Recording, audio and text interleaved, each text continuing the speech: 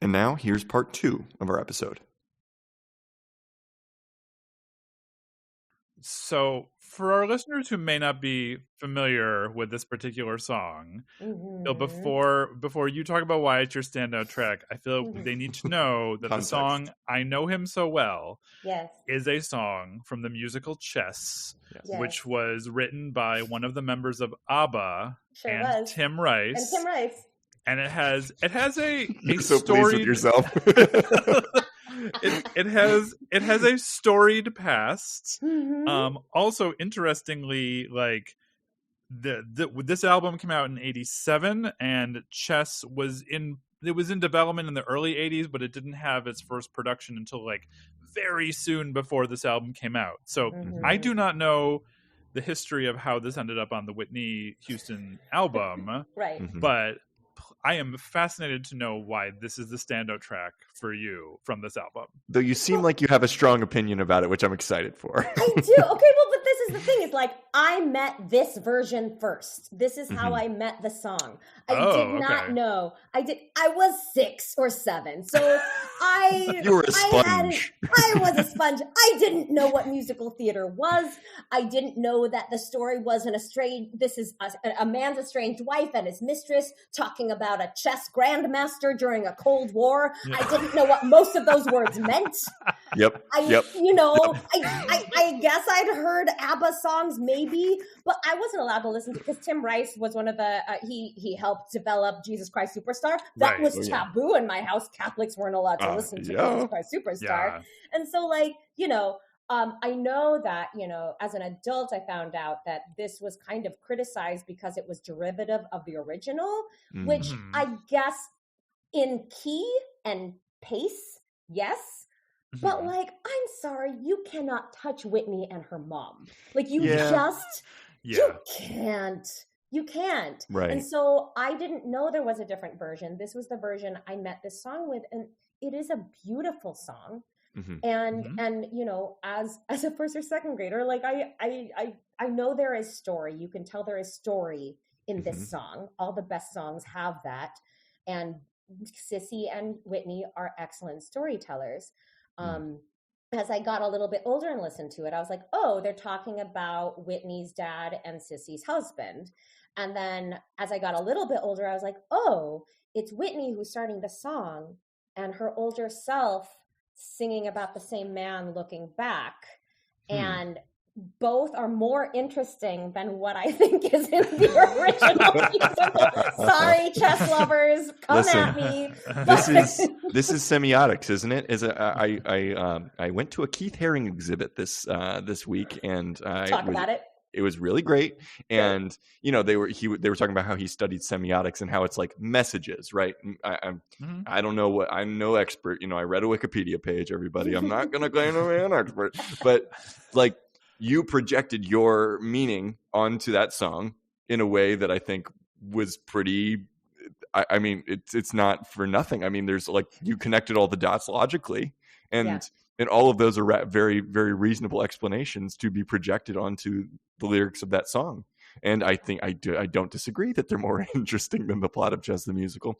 And so I've given you 60,000 points. But I think, it's so interesting, right? We hear Whitney in her ingenue voice, in her gentle head voice that she starts so many of these songs with, right? Right. And then the first time we hear her mom is singing an echo of something she says. So we hear Whitney, Whitney, Whitney, Whitney, wasn't it good? And all of a sudden this deep, beautiful, historied voice saying, wasn't it good? And there's an emotional impact to that. And I went back and I listened to the original, and I also watched this very awkward concert version of it with the two very talented musical theater artists doing it. And they're good, but their voices don't do this. Right. And granted, it's not fair because I met this version first, but they don't do this. Very few voices can do this. And so it wasn't derivative of anything for you. You didn't know what it was derived from. I didn't know it was derived from, but also even if they stole the key and the words and the pace, even the instrumentation was less cheesy than what I think the concert version was. And so I don't know. I also think that there's an element of, she is one of the artists that gets a pass just by doing something, it's not derivative because she's doing it, in my opinion. She's doing it. I'd go so far as to say that like it can't be derivative because nobody can really do what she does. No. And the woman who taught her all that, the woman who passed everything, like with Sissy's history and like legacy, she gave this person this voice, and both of them are delivering the song together. Like, no one can touch it. I'm sorry, they can't. Yeah. And this doesn't sound that different from any other song, any of the other ballads on this album. I mean, I think like that's especially on Whitney's first two albums, most of her songs, they're either some sort of like dancey pop tune, or it's a ballad that could arguably be found in a work of like 1980s, early 90s musical theater. Until you get to the third album, and that's when she starts to try and make that slight change over to, like, for lack of a better word, using, I mean, we talk about genres on this podcast, like urban. I'm pretty sure that was the word that was used to in terms of how they wanted to change her sound, because a lot of the, well, I'm not going to say too much more about that, but I think I might, but yes, go ahead. Go for it. All I have to say about that is essentially what you just said. Yeah. What about? Do you want to dive into some other tracks on this album and other things about this album that appealed to you? Yeah. Well, I mean, this album as a whole, right? And again, I'm a theater person, so if I'm looking at an album as a play, welcome to the group. Yeah, I knew you'd understand. But like, who is this person that they're trying to sell, that we're trying to like piece together? Because I think a lot of the criticism about pop artists in general, but also like Whitney, is like she wasn't knowable, but that was on purpose, right? So like, who is this? We knew her voice, but like we like 6-year-old Emjoy was projecting what I wanted to project onto her, just like all of America was. And so identity is such a big part of Whitney. It's such a big part about like why eventually we destroyed her. But, you know, if we're going off of the narrative of this album, like, who is this person? Like, I think that she was the character that they're trying to put forth with the songs and the lyrics that they give her is like, she is this sweet, she was like, what, 23, 24 when this album dropped? Sounds right, yes. That sounds right, Yeah. Please check me on that. But in her 20s. And so she's this sweet young romantic who has gone through some pain, and then longs for something greater, even if it's with people who push her out, but who she loves fiercely. This is the character that they are putting forth. This is a heroine, a musical theater heroine, right? Absolutely, but it's definitely an ingenue that they're giving us with these first two albums. I think they were pushing the same narrative, and that's another criticism of this album, is like, it is the same narrative of the first album, of like, we start with the poppy dance. She's fun. She's kind of like teens can get to know her, but also maybe there's a sultry side, but not too sultry because she goes to church. And also like, she loves you, but like, come back. Hell of a but product. Also, it's okay. She'll wait for you. And like, so it is, you know, she'll probably take you back. She'll take you back. You can treat her back. And like, which is also interesting that they end the song with like, you know, wasn't it good? Even though, you know, he was a scrub, but so, you know, it's like undeniably a scrub. He's a scrub, but like that's the tradition of the torch song, which is older than she is, but it is definitely something that was reiterated on this album, is like, I am this strong, powerful woman, often with these beautiful, giant voices, these women who deliver torch songs, and Whitney is one of them. Who is start out as an ingenue, but like, I have this great deep thing, but also like, you can hurt me because I love you. And like, that is the thing that keeps coming back, other than like the poppy dance things of like, I can have a little bit of fun, but also coming back to the torch song, you know? And so, we don't know who she is. And then if you look at the structure of most of these songs, she starts soft and sweet and breathy with this perfect head voice that is like, especially in this era of her voice, impeccable. Like like she doesn't even need technique. It's just there because it's like in her muscles and in her chords. And then eventually she swells. Then we get to the bridge and she can belt. And then if you keep letting the song play, she gets to riff and like do all the stuff that her mom probably told her not to do. But they're like, keep going. And then the radio will cut you off. And so like all of these songs have that arc of like control, restraint, go big, do whatever you want, Whitney. And like she does that time and time again on this album and the other albums. And like that's kind of why I like listening to the whole album front to back, is because like if you hold on and you wait for it, I feel like you get the real kernel of truth with Whitney at the end, which is like when they kind of let her fly. But you know that she can't start there. She has to like start gentle, start the ingenue, become the diva, and then like that third other thing that we say is unknowable. But I think we can start to get to who Whitney might have been. 100,000 points. 100,000 points for that. I'm going to say 100,000 points for viewing every facet of her through not only the structure of the album but the structure of the songs themselves. 100,000. I like that theory of it, sort of like if you like building towards the end of the album, though, because I mean, I think about I owned both the her first and second album on vinyl. Hell yeah! I had the record albums. And I remember that on the first album, if I'm not mistaken, The Greatest Love of All is either the second to last or the last song. And for me, I feel like that was the song. That was the one that I feel like really made her take off, because that is an epic performance in that song. And yeah, they kind of were like, hey, we have this great formula working on the first album. Let's do it again on the second one. And the people who were in charge of Greatest Love of All didn't we almost have it all? And it's not in the same place on the album, but it is the same songwriter. I thought you were saying it's the same song. I'm like, is that too? I mean, but the structure is very similar. Almost identical. Her voice do the same thing, even though the subject matter is a little different. Yeah.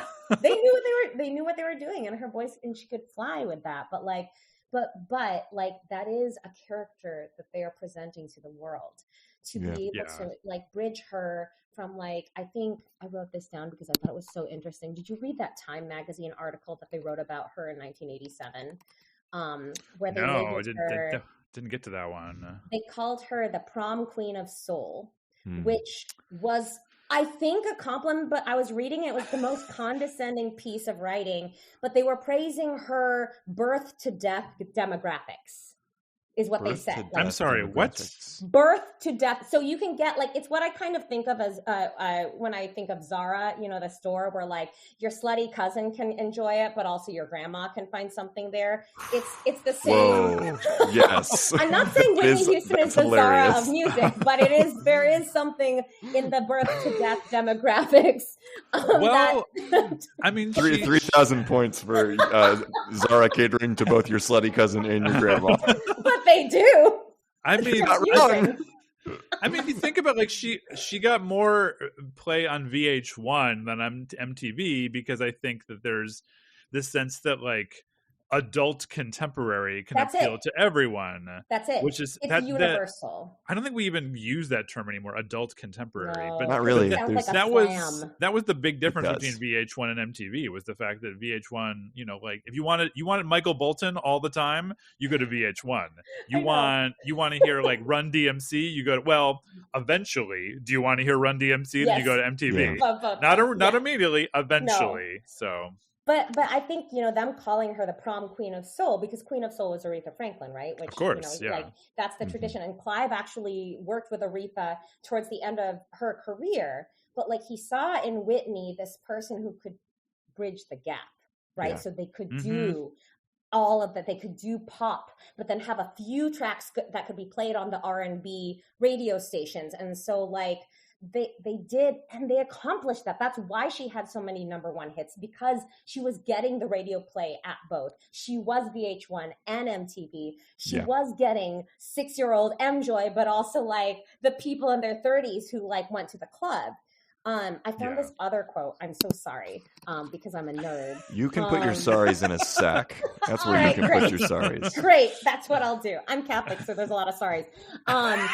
So like, so she, so Whitney in the same article, she said to a Time reporter, "Here I come with the right skin, the right voice, the right style, the right everything.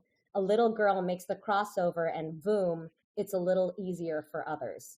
This is in 1987. Yeah. She says this in 1987. She knew exactly what she was doing. Wow. They, and like, Arista, I don't know how to say it. Whatever. The people promoting her, they very diplomatically said, we are trying to distance her past from now. Like, let's not focus on her past.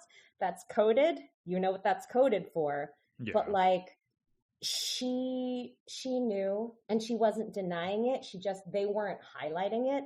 But if you listen to her vocals, the gospel is there, the blues are there, the jazz is there, and like that's her truth is there, and like that's that album, that's her voice. And so the voice is, also it's just a great name, her being called the voice, capital T, capital V, is like, it's like, the greatest basketball nicknames of all time, like the truth and the answer. And those, those are incredible. It's an incredible moniker to have. But I think it's amazing because to me, she sounds so well rehearsed, just like she knows every note that's coming. She is in total control, especially early on. Right. Yeah. And there's no better example of this than the national anthem at the Super Bowl in Tampa.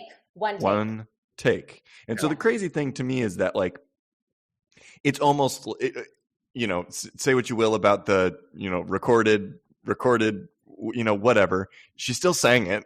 We know she still sang it. And it was almost like she was conducting that orchestra with her voice is what it felt like to me. And when you watch it, there's this follow ease. Me. Yeah. Follow me. You don't need to, like, I won't lead you astray because I know every note. I know where every single note's going to go. She controls the whole thing. These powerful gestures she has, like arms directly out, arms directly up. Yeah. It's just like every moment of it is so direct. And it's like, there's trust that I think you as an audience can put in that. That's clearly that trust that she immediately inspired you as a child. I've never seen anybody do it like that. No, but there's also like a freedom to it. And that's church. That's like she was helping her mom conduct the choir when she was 12. Like that's Sissy. That's her upbringing, is like, she probably was conducting with her voice because that's the gig. Right. She's been doing that forever. And so it's just, but I also, I think it's practice. And, if you go and you watch any of her live things, she's not going to do the song the same way. Right. She's like, every take is going to be different. Every version is she loved playing, she loved riffing. And like, that was the exciting thing about listening to her, is like, you're going to get something different every single time. But also early Whitney, no auto-tune or any sort of manipulation. No. Like, Absolutely it's, not. Didn't need it. Later, yes, we're not going to talk about that because she did some real damage to her voice over time. But it's just amazing. Like I said in the intro, like, y'all listeners, if you have not listened to her isolated vocals at some point, do it. How Will I Know was also one take. I believe that. That was my favorite. That was my favorite song of hers growing up. I loved the video with like all the like neon colors, and she's got the big teased up hair, and she's dancing. She's dancing. She's a bad dancer. I love her for it. Whitney was the. She's the voice. She's not the voice. Exactly. She's not the legs. That's Tina Turner. Janet and Paula and Tina can dance. We have plenty of dancers. We don't need another dancer. No. She's the voice.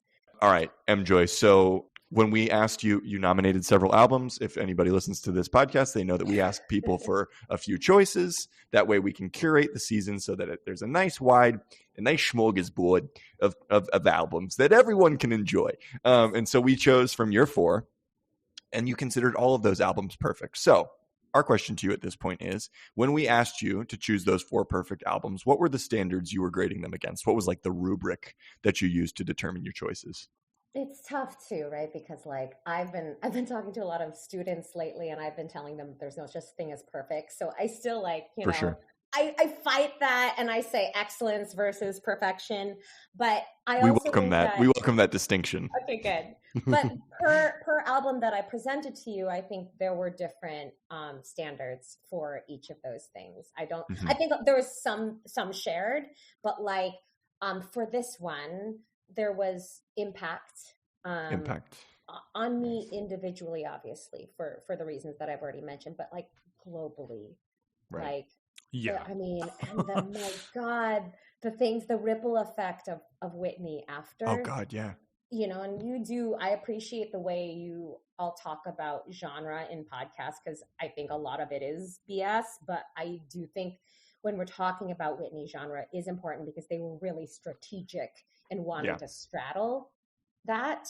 And, you know, she herself said she didn't try to make a pop album. She wanted to make a good album, which is very diplomatic and probably maybe handed to her, helped by, but it's not wrong.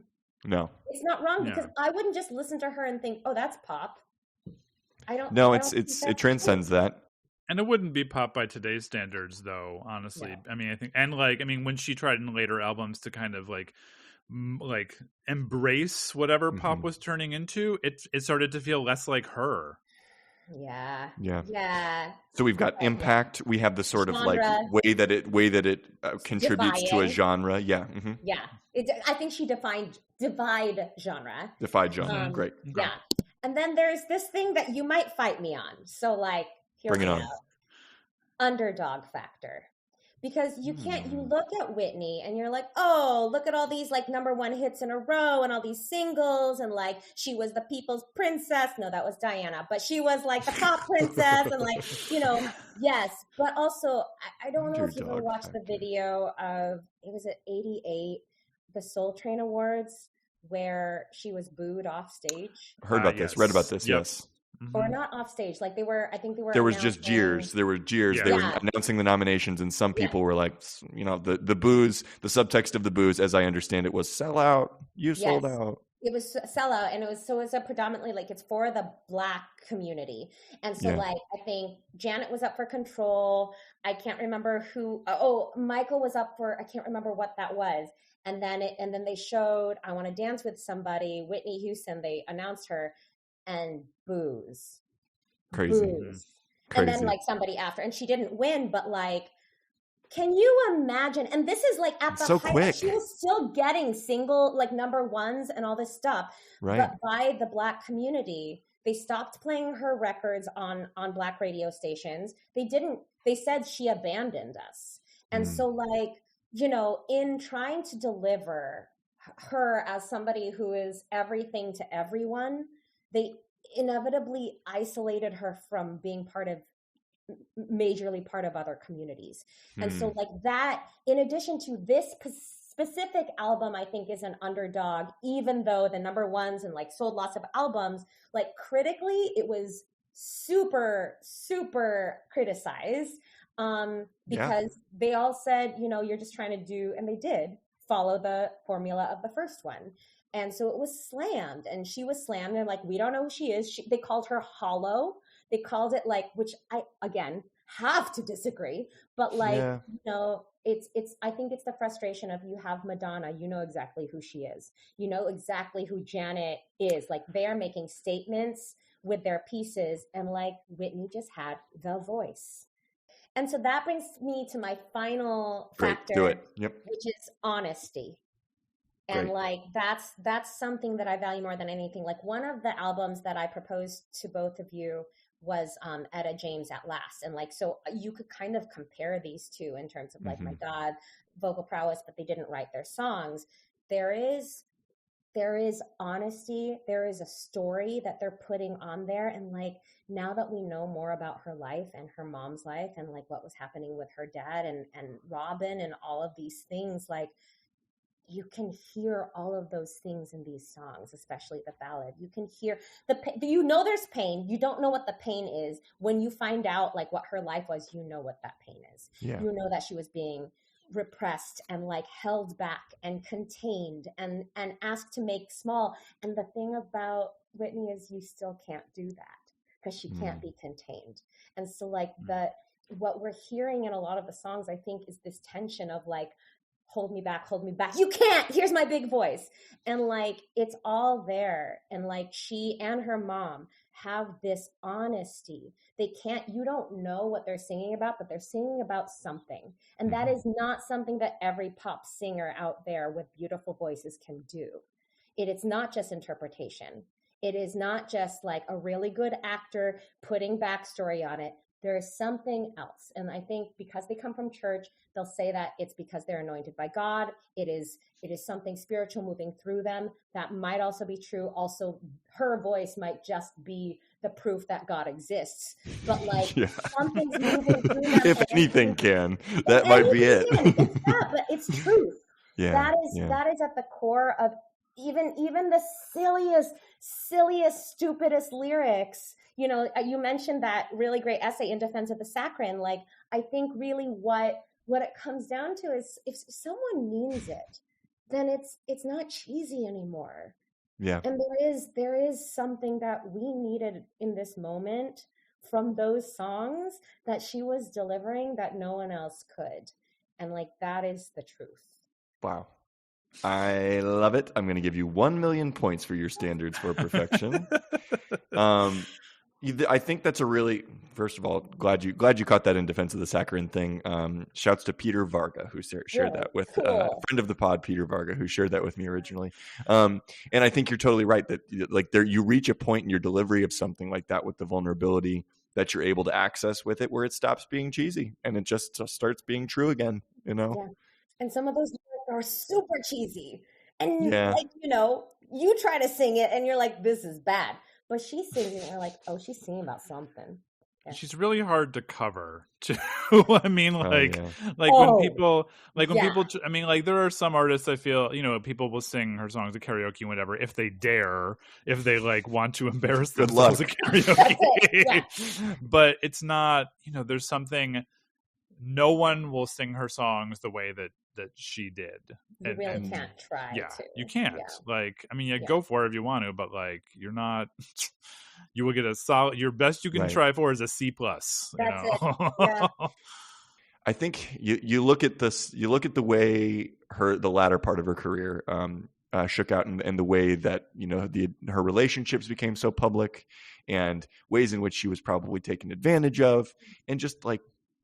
I feel like Michael and I are very interested in the artists that reach that level, and like kind of used the word high wire act that they walk. But it's true, because when you make mistakes, when you make the inevitable human mistakes, and your foibles are on that stage, the fall can be so hard. And I guess I wonder for you, Emjoy, somebody who has had so much love for her. What was, you know, how do you live with that part of her story? What part, where does that live for you? Just kind of to see the struggles that she went through in the latter part of her life. I mean, I go back to the idea that people, you know, and I relate to this in my body of like, when you try to put somebody in a box and you're growing up in a time where you're a people pleaser, and you want to achieve the American dream, which I am now convinced is a myth. But Agreed. you have all this weight, and you're like, I have to do it for the people behind me and for the people who forged my path ahead of me. And so you keep trying to stay within those lines. Eventually something's going to crumble, and it's just not going to be fair, especially with a talent this great. And can I just read just one tiny section? Please, we love this. We love great. people showing their work. Just #nerd. There's this book called Didn't We Almost Have It All? Whitney Houston by Gareth Kennedy. So great. Highly recommend this book. But he writes in the essay, Stuff That You Want, Thing That You Need. He says, Whitney was a Black woman laying the groundwork to becoming a pop monolith in a system that never sought to make space for her. And we ridiculed her for not navigating those spaces the way we thought she could or should as a Black woman. Instead of celebrating the glass ceiling that she was chipping away at, we wanted Whitney to fit squarely into our idea of Blackness, an idea she wasn't meeting because she made light pop fare that didn't mind the depths of sorrow and pain the way soul singers typically did.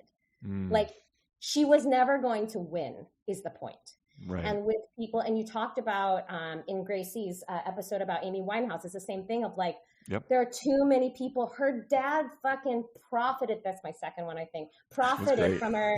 Like, he died like begging her, like demanding money. He ran 3 of her companies. Yeah. This is her dad.